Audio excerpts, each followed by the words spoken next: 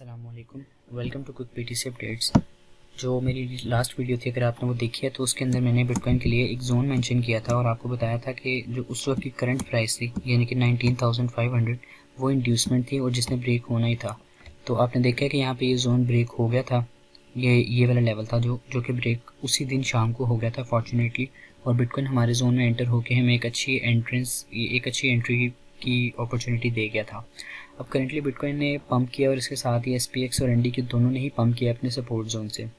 आप ये देख सकते हैं SPX ने भी कितनी बड़ी कैंडल बनाई है और नास्टेक ने भी ये कितनी बड़ी कैंडल बना दी है। बेसिकली जो नास्टेक है ये बिटकॉइन के साथ ज़्यादा रिलेट करता है क्योंकि ये एक टेक स्टॉक्स हैं, इसके अंदर टेक्नोलॉजी के स्टॉक्स हैं जो कि बिटकॉइन के साथ बिटकॉइन पर ज़्यादा इफेक्ट करते हैं। जैसा नास्टेक रिएक्ट करता है बिटकॉइन भी ऑलमोस्ट उसी डायरेक्शन में रिएक्ट करता है। तो बिटकॉइन के पंप की मेजर दो वजूहात हैं, वो हम डिस्कस करेंगे और आगे ये भी डिस्कस करेंगे कि हमें ऑल्ट कॉइन्स में कहाँ पे और कितनी और कितने परसेंट तक की ट्रेड मिल सकती हैं और किन ऑल्ट कॉइन्स में मिल सकती हैं। उसके अलावा इस वीडियो के अंदर हम बिटकॉइन के पंप की रीज़न भी डिस्कस करेंगे और ये भी देखेंगे कि बिटकॉइन के आगे पंप करेगा और कहाँ तक करेगा या फिर डंप करेगा तो कितना कर सकता है। तो स्टार्ट करते हैं। बेसिकली बिटकॉइन की पंप की जो रीज़न है वो USDT की डोमिनेंस से रिलेटेड है। अगर आप देखें तो यहाँ पे USDT ने एक फॉलिंग वेज क्रिएट किया था जिसके ब्रेकआउट के ऊपर आपने देखा ये BTC का चार्ट है नीचे। जैसे ही इसने पंप किया यहाँ से BTC डंप कर गया। BTC ऑलमोस्ट 22,900 से 20,800 वाले जोन पे आ गया, यानी कि ऑलमोस्ट 5% तक का क्रैश एक ही कैंडल के अंदर, वन डे की कैंडल में। तो इसको देखने से मार्केट का फ्यूचर ऑलमोस्ट प्रिडिक्ट कर सकते हैं। अभी वीडियो रिकॉर्ड करने से कुछ देर पहले तक इसकी कैंडल रेड कैंडल बना रहा था यानी कि बेरिश, और बिटकॉइन येलो कैंडल बना रहा था यानी कि ग्रीन कैंडल यानी कि बुलिश। लेकिन अभी जैसे ही मैंने वीडियो स्टार्ट किया तो ये कैंडल रिवर्स हो गई, इसकी कैंडल ग्रीन हो गई और बिटकॉइन की रेड हो गई है, यानी कि इनका इन्वर्स रिलेशन है। ये पंप करता है तो बिटकॉइन डंप करता है। अभी ये अपनी रेजिस्टेंस से रिजेक्ट हुआ है, जैसा कि आप देख सकते हैं।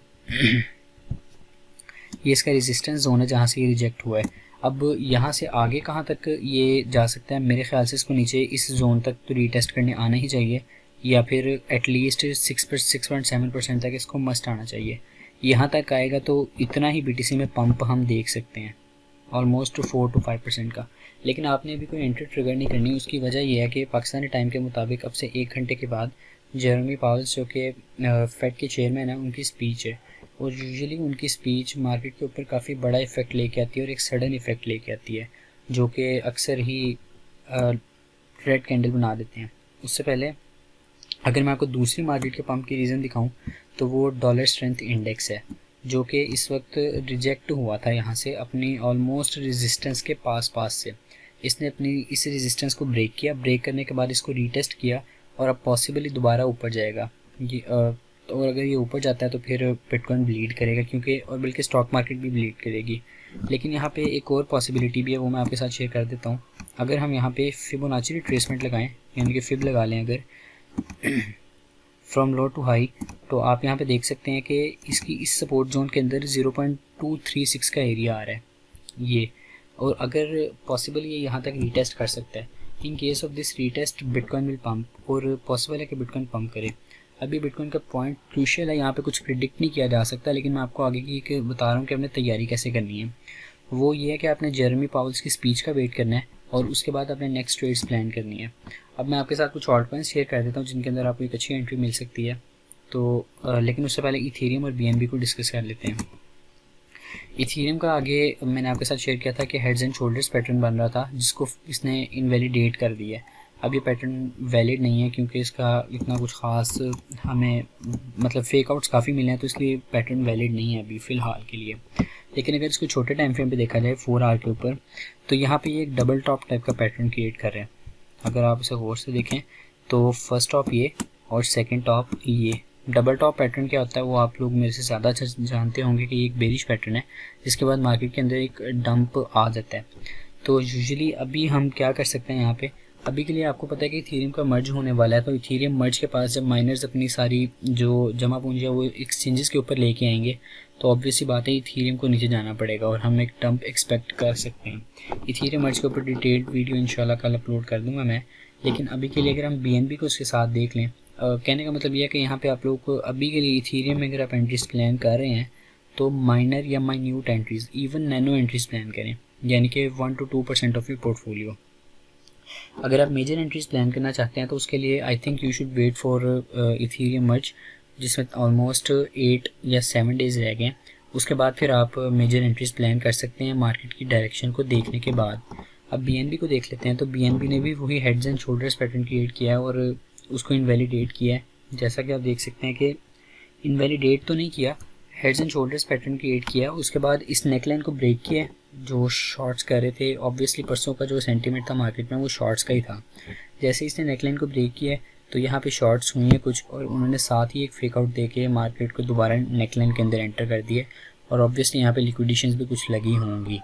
तो शॉर्ट्स फ्यूचर ट्रेडिंग तो मैं पहले ही आपको बताया कि सजेस्ट नहीं करते हम लोग स्पॉट्स में ही अच्छे गेन करवा देते हैं। तो आगे हम ऑल्टकॉइन की एक ट्रेड हाउस को डिस्कस कर लेते हैं, लेकिन उससे पहले आपको चीज़ दिखानी है कि आप हमारे टेलीग्राम ग्रुप में और फेसबुक ग्रुप में ज्वाइन कर सकते हैं। यहाँ पे हमने रिसेंटली कॉल शेयर की थी। क्यू कॉइन का जेम था एक, कोई स्पॉट की कॉल नहीं थी, मतलब कुछ शॉर्ट टर्म की कॉल नहीं थी, एक जेम था जिसने हमारा TP1 ही 31% तक का हमें इजी प्रॉफिट दे दिया, TP1 नहीं।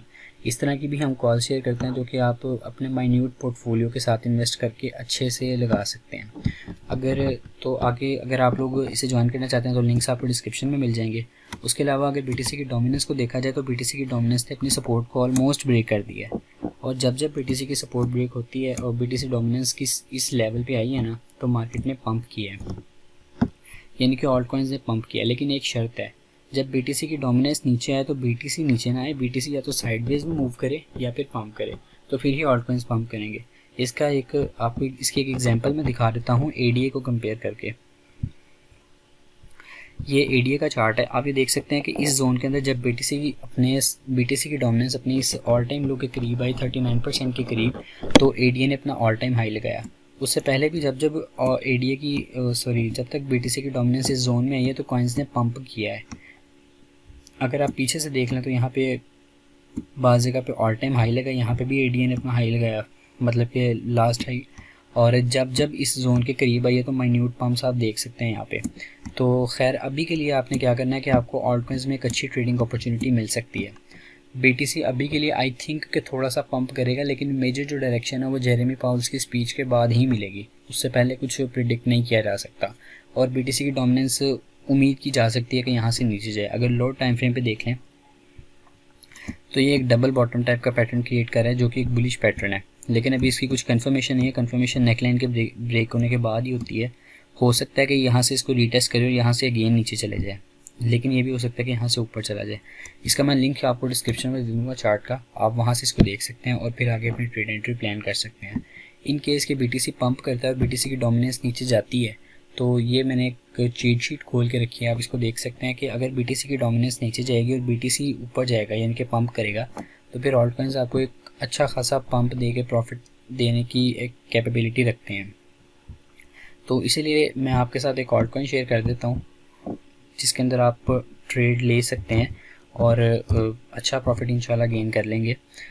लेकिन इसको आप देख सकते हैं कि ये अपने सपोर्ट जोन के ऊपर है। 1 डे टाइम फ्रेम है ये। IUSD USDT बाइनेंस पे आपको इजीली मिल जाएगा। फंडामेंटली भी अच्छा कॉइन है और टेक्निकली मैं आपको दिखा देता हूँ। ये वॉल्यूम ऑसिलेटर मैंने यहाँ पे जैसे फिक्स्ड एंड वॉल्यूम प्रोफाइल भी कहा जाता है, ये लगा के रखा हुआ है। यहाँ पे आप देख सकते हैं कि ये इसका सपोर्ट जोन है। यहाँ से मार्केट ने 1, 2, 3 और ऑलमोस्ट 5 टाइम्स पंप किया है, और रिसेंट पंप जो था वो ऑलमोस्ट आज से 4-5 दिन पहले गए, जो कि 26% का था। अब इसके टेक प्रॉफिट और स्टॉप लॉस तो मैं यहाँ पे शेयर नहीं करने वाला। अगर आप लोग इसका सिग्नल चाहते हैं या इस तरह के और सिग्नल चाहते हैं तो आप उसके लिए हमारा ग्रुप ज्वाइन कर लें, टेलीग्राम का या फेसबुक का। सिग्नल्स हम टेलीग्राम ग्रुप में शेयर करते हैं, और जो मार्केट अपडेट्स हैं वो हम फेसबुक और टेलीग्राम दोनों में ही शेयर कर देते हैं।